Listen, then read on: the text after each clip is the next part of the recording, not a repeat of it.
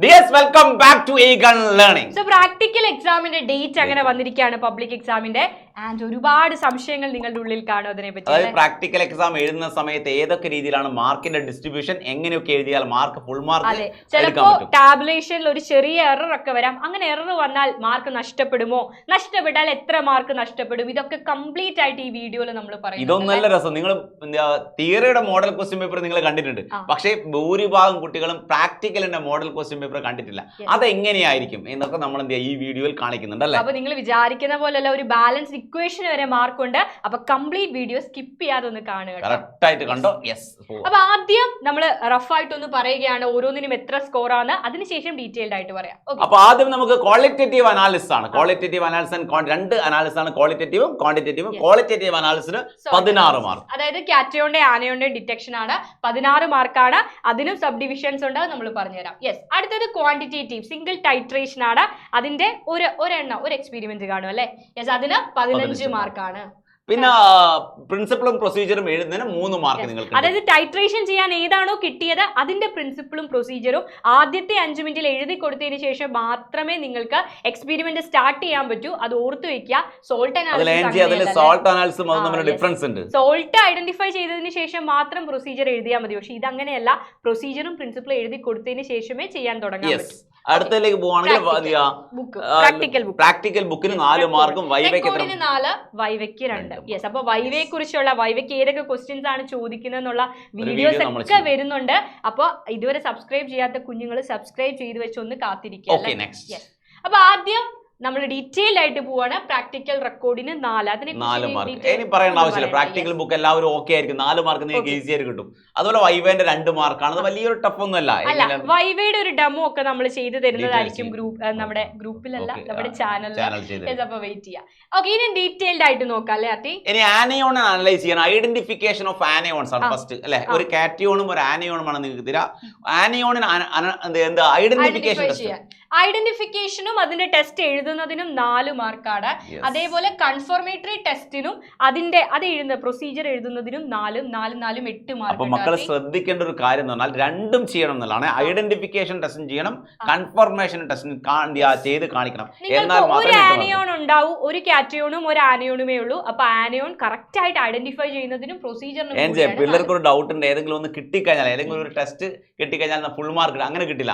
അത് ഐഡന്റിഫിക്കേഷൻ ടെസ്റ്റും കൺഫർമേഷൻ ടെസ്റ്റും രണ്ടും പെർഫെക്റ്റ് ആയിട്ട് ചെയ്ത് കാണിച്ചാൽ മാത്രമേ 8 മാർക്ക് സ്കോർ ചെയ്യാൻ പറ്റുള്ളൂ. അതിന്റെ പ്രൊസീജിയർ കറക്റ്റ് ആയിട്ട് എഴുതുകയും ചെയ്യണം മക്കളെ. യെസ്. ഇനി കാറ്റയോൺ ആണ്. കാറ്റയോണിന്റെ പ്രത്യേകത ഗ്രൂപ്പ് ഐഡന്റിഫിക്കേഷൻ കൂടിയുണ്ട്. അതായത് 0th ഗ്രൂപ്പ് ആണോ അല്ലെങ്കിൽ ഫസ്റ്റ് ഗ്രൂപ്പ് ആണോ 3rd ഗ്രൂപ്പ് ആണോ എന്നൊക്കെ ഐഡന്റിഫൈ ചെയ്യേണ്ടതുണ്ട്. ഒരു എക്സ്ട്രാ 2 മാർക്ക് അതിന് വരും. ഗ്രൂപ്പ് ഐഡന്റിഫിക്കേഷൻ 2 മാർക്ക് വരും. അപ്പൊ കാറ്റയോണിന്റെ ഗ്രൂപ്പ് ഐഡന്റിഫൈ ചെയ്യാനും അതിന്റെ പ്രൊസീജിയറിനും 2 മാർക്ക്. ദെൻ ഏതാണ് കാറ്റയോൺ, ഇപ്പൊ ലെഡ് ആണെങ്കിൽ അതിന്റെ ടെസ്റ്റ്, ആ ടെസ്റ്റിന് എത്രയാണ് അത്തി? 3 മാർക്കാണ്. ദെൻ ലെഡ് ആണ് കിട്ടിയതെങ്കിൽ അതിന്റെ കൺഫർമേറ്ററി ടെസ്റ്റിന് അഗെയിൻ 3 മാർക്ക്. ഓക്കെ, അപ്പൊ ടോട്ടൽ എത്രയായി? എത്ര മാർക്ക്? 4, 8, 16 മാർക്ക്. റെഡി. അപ്പൊ 16 മാർക്കാണ് ടോട്ടൽ. ഇതിൽ ഏതെങ്കിലും ഒന്ന് തെറ്റിയാൽ അപ്പൊ ക്വാളിറ്റേറ്റീവ് അനാലിസിന് 16 മാർക്ക് കിട്ടി. റെഡി അല്ലേ? അപ്പൊ ചില കുട്ടികളുണ്ട് കാറ്റയോൺ തെറ്റിയാൽ ആനയോൺ കറക്റ്റ് ആയാലും മാർക്ക് കിട്ടുമോ? അപ്പൊ നിങ്ങൾക്ക് ഇങ്ങനെ ഡിസ്ട്രിബ്യൂട്ട് ചെയ്ത് മാർക്ക് കിട്ടും. ഏതെങ്കിലും ഒന്ന് തെറ്റിപ്പോയാലും തെറ്റാറൊന്നും ഇല്ല മക്കളെ, മിക്കവാറും മാർക്ക് കിട്ടാറുണ്ട്. എല്ലാവർക്കും ഏകദേശം ഫുൾ മാർക്ക് തന്നെയാണ്. ചിലർക്ക് 2 3 മാർക്ക് നഷ്ടപ്പെടാം. പക്ഷെ അത് നഷ്ടപ്പെടുത്തരുത്, അത് നിങ്ങളുടെ A+നെ ബാധിക്കും. അടുത്തത് ക്വാണ്ടിറ്റേറ്റീവ് അനാലിസിസ്. നിങ്ങൾ ടേബിളർ കോളം വരച്ച് റീഡിംഗ് എഴുതുന്നതിന് എത്ര മാർക്ക് ഉണ്ട്? 4 മാർക്കാണ്. യെസ്, ഞാനൊന്ന് മാറി നിൽക്കാം. യെസ്. അടുത്തത് കാൽക്കുലേഷൻ ആണ് വരുന്നത്. സ്റ്റാൻഡേർഡ് സൊല്യൂഷന്റെ നോർമാലിറ്റി കണ്ടുപിടിച്ചാൽ 1.5 മാർക്ക്. അപ്പൊ 4 + 1.5 ആയി. ആൻഡ് അതേപോലെ എസ്റ്റിമേറ്റ് ചെയ്യുന്ന സൊല്യൂഷന്റെ നോർമാലിറ്റിക്ക് അഗെയിൻ 1.5. അപ്പൊ 1.5 3 മാർക്ക്. യെസ്, നോർമാലിറ്റി കണ്ടുപിടിക്കുന്നതിനപ്പം 3 മാർക്കാണ്. ഈക്വലന്റ് മാസ് കറക്റ്റ് ആണെങ്കിൽ എത്ര മാർക്കാണ്? 2 മാർക്ക് കിട്ടും. Okay. And result with unit ആണ് 2 മാർക്ക്. യൂണിറ്റ് കറക്റ്റ് ആണെങ്കിൽ, കാൽക്കുലേഷൻ കറക്റ്റ് ആണെങ്കിൽ 2 മാർക്ക്. അപ്പൊ അവിടെ തന്നെ 11 മാർക്ക് കിട്ടി. റെഡി അല്ലേ? യെസ്. ഓക്കെ, ഇനി തീർന്നില്ല. ഇനിയാണ് പ്രധാന കാര്യം, അതായത് എറർ വന്ന കുട്ടികളുടെ കാര്യം അല്ലെ, ഫൈനൽ റിസൾട്ട്. അപ്പൊ സോൾട്ട് അനാലിസിസിൽ ഒരിക്കലും എറർ വരില്ല. നമ്മൾ ടാബുലർ കോളം എഴുതിയില്ലേ, അവിടെ നിങ്ങൾ എഴുതുന്ന റീഡിംഗിൽ എന്തെങ്കിലും എറർ ഉണ്ടെങ്കിൽ ഓരോ റീഡിംഗ് അവർ ടെസ്റ്റ് ചെയ്യും, എന്നിട്ട് അവർ പരിശോധിച്ചിട്ടാണ് അവർ മാർക്ക് ഇടുക. അതിലാണ് എററിന്റെ കേസ്. അപ്പൊ ഫൈനൽ റിസൾട്ടിൽ എന്തെങ്കിലും എറർ അവർക്ക് കറക്റ്റ് ആയിട്ട് അറിയാം, നിങ്ങൾക്ക് തന്നിരിക്കുന്ന സൊല്യൂഷൻ ഇത് അവർക്ക് കറക്റ്റ് ആയിട്ട് അറിയാം. അതിൽ 1% എറർ വന്നാലും ക്ഷമിക്കും, ഫുൾ മാർക്കും നിങ്ങൾക്ക് തരും, 4 മാർക്ക്. അപ്പൊ ഒരു 1% അതായത് ക്വാണ്ടിറ്റേറ്റീവ് ക്വാണ്ടിറ്റി ആണ് മെഷർ ചെയ്യുന്നത്, കറക്റ്റ് ആയിരിക്കണം, എക്സാക്ട് വാല്യൂ ആയിരിക്കണം എന്നുള്ളതാണ്. അപ്പൊ നിങ്ങളുടെ ആക്യുറസിയാണ് അവിടെ മെഷർ ചെയ്യുന്നത് ക്വാണ്ടിറ്റേറ്റീവ്. അപ്പൊ ആക്യുറസിയിൽ ഒരു 1% കുറവ് വന്നാലും സാരമില്ല, ഫുൾ മാർക്ക് കിട്ടും. ഇനി ഒരു 2% എറർ വരെ ഉള്ളവർക്ക് 1 മാർക്ക് കുറഞ്ഞു, ഒരു 3 മാർക്കായി പോകും. അപ്പൊ ഇനി 2%ലും കൂടുതലാണ് നിങ്ങളുടെ എറർ, നിങ്ങളുടെ ആൻസർ കുറെ അധികം 2 മാർക്കായി മാറും. 2 മാർക്കാണ്. അപ്പൊ 1% എററേ ഉള്ളെങ്കിൽ പോലും ഫുൾ മാർക്ക് കിട്ടും, 4 മാർക്കും കിട്ടും.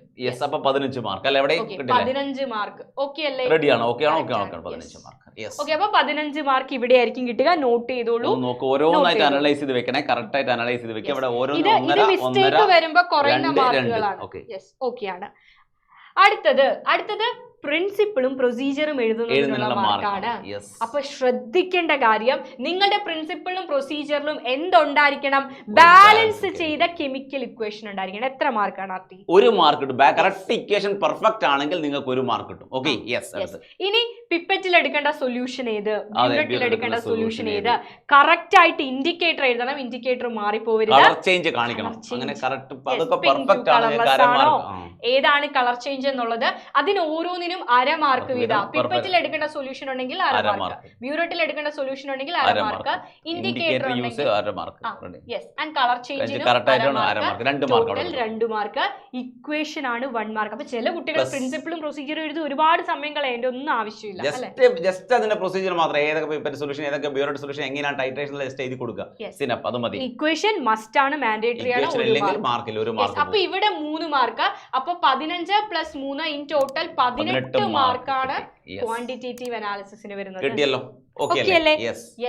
ഇനി നമ്മൾ കാണാൻ പോകുന്നത് കറക്റ്റ് ഇതാണ് മോഡൽ ക്വസ്റ്റ്യൻ പേപ്പർ അല്ലേ. പ്രാക്ടിക്കൽ ഇങ്ങനെ ഒരു ക്വസ്റ്റ്യൻ പേപ്പറാണ് നിങ്ങളെ കയ്യിലേക്ക് തരാൻ പോകുന്നത്. ഇങ്ങനെ മോഡൽ ക്വസ്റ്റ്യൻ പേപ്പർ തന്നിട്ട് നിങ്ങൾ ഇതുവരെ കണ്ടില്ല. നിങ്ങൾ മിക്കവാറും തിയറിയുടെ മോഡൽ ക്വസ്റ്റ്യൻ പേപ്പർ ഒരുപാട്, മാർച്ചിലെ ക്വസ്റ്റ്യൻ പേപ്പർ, സെയിലെ ക്വസ്റ്റ്യൻ പേപ്പർ ഉണ്ട്, ഇത് കണ്ടിട്ടില്ല അവർ. എനിക്കൊന്ന് ഫിസിക്സിന്റെയാണ് കുറച്ചുകൂടെ ആർട്ടി ഓർക്കുന്നുണ്ട്. അതായത് ഞങ്ങളൊക്കെ ചെയ്യുന്ന സമയത്ത് ചില എക്സ്പെരിമെന്റ് നന്നായിട്ട് അറിയായിരിക്കും. അപ്പൊ ഈ ക്വസ്റ്റ്യൻ പേപ്പർ കമത്തി വെച്ചിരിക്കും, നമ്മൾ സെലക്ട് ചെയ്യാനല്ലോ. ഭാഗ്യമുണ്ടെങ്കിൽ നല്ലത് കിട്ടും. ചിലര് മിസ് കാണാതെ അറിയാണ്ട് പേപ്പർ മാറ്റി എടുക്കുകയൊക്കെ ചെയ്യും. ചിലപ്പോ പണി കിട്ടാറുണ്ട്. എന്തായാലും സമ്മതിക്കില്ല, അവർ കണ്ടാൽ സമ്മതിക്കില്ല. അപ്പൊ ഓക്കെ, നോക്കാം നമ്മുടെ ഭാഗ്യം നോക്കാം, നമുക്ക് ഇഷ്ടമുള്ള estimate the mass of oxalic acid in the whole of given solution. You are provided with a standard solution of KMnO4 containing 3.16 gram per liter എന്നാണ്. ടൈട്രേഷൻ ആണ്.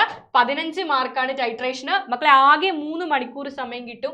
40ലാണ് എക്സാം. അതിൽ 15 മാർക്കും ടൈട്രേഷൻ. നമ്മൾ ആദ്യം പറഞ്ഞ വേർഡ് ഇതാ, briefly write the principle and procedure for the above estimation within first 5 minutes. ആദ്യത്തെ 5 മിനിറ്റിനുള്ളിൽ പ്രിൻസിപ്പിളും പ്രൊസീജിയറും ഈ ഏതാണോ നിങ്ങൾക്ക് എക്സ്പെരിമെന്റ് തന്നത് അതിന്റെ പ്രിൻസിപ്പിളും പ്രൊസീജിയറും എഴുതി കൊടുക്കാം. അതിൽ കറക്റ്റ് ആയിട്ട് അതിന്റെ ഇക്വേഷനും കാര്യങ്ങളൊക്കെ വേണം. ഇക്വേഷൻ വേണം, ബ്യൂററ്റിൽ എന്താണെന്ന് വേണം, പിപ്പറ്റിൽ എന്താണെന്ന് വേണം, ഇൻഡിക്കേറ്റർ, കളർ ചേഞ്ച്. അടുത്തത് analyse the given salt and identify the confirm systematically anion and cation present in it.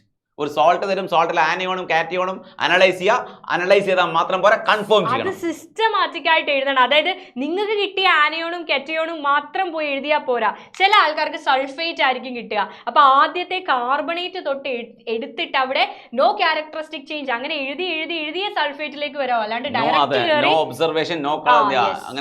Direct sulphate എടുത്ത് എഴുതരുത്. കാർബണേറ്റ് കിട്ടിയവർക്ക് എക്സ്പെരിമെന്റ്, ഒബ്സർവേഷൻ, ഇൻഫറൻസ്, ഈ 3 കോളം എല്ലാത്തിന്റെയും ഫില്ലായിരിക്കും. സിസ്റ്റമാറ്റിക് ആയിരിക്കണം.